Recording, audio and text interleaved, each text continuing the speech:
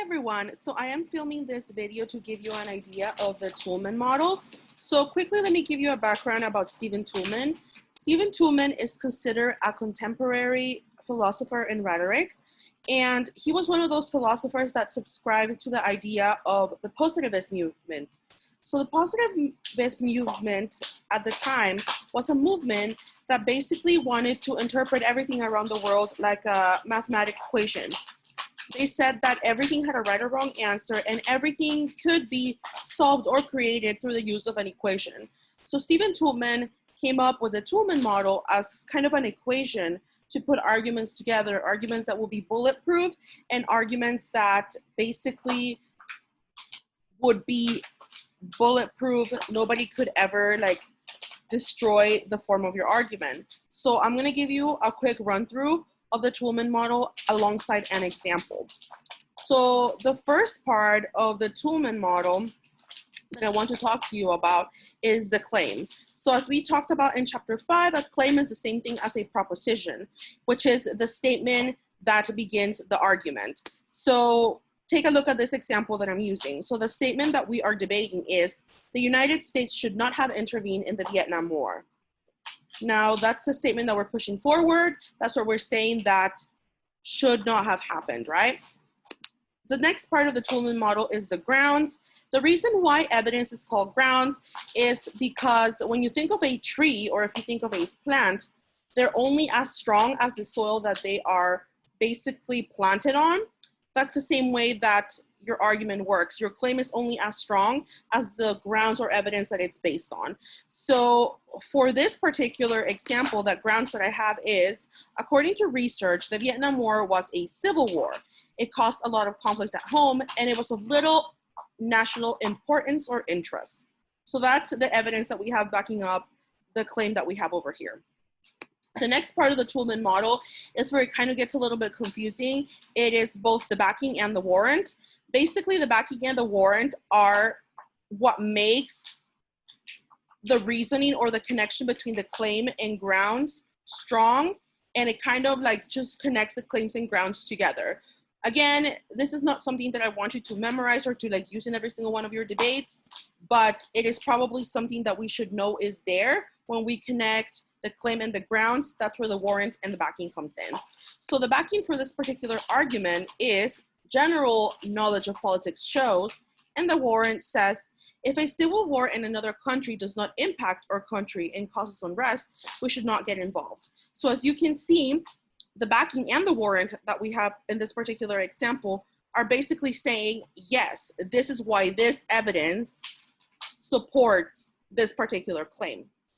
Again, it's just kind of like using a train of reasoning saying A points at B and B points at A. One of the things that you have to know about arguments is that you never want to let the audience think for themselves. You always want to connect the dots for them.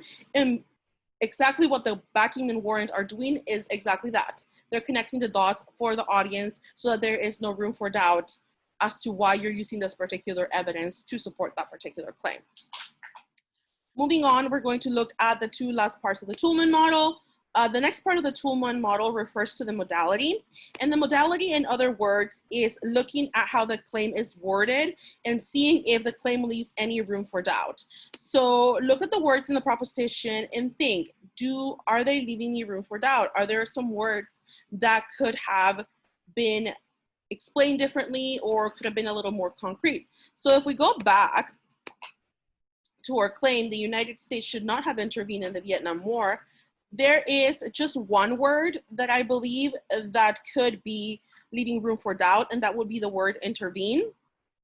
And the reason why I'm saying that is because an intervention could be any type of intervention. So if you're arguing that we shouldn't have intervened with weapons or with fighting, that's one thing. But intervening in a more humanitarian way, like providing relief and safety and refuge and food and all of that, that would mean another thing. So when we're looking at this example, I guess the claim should have been written in a different way to make sure that we leave no room for doubt. So that's what the modality would be.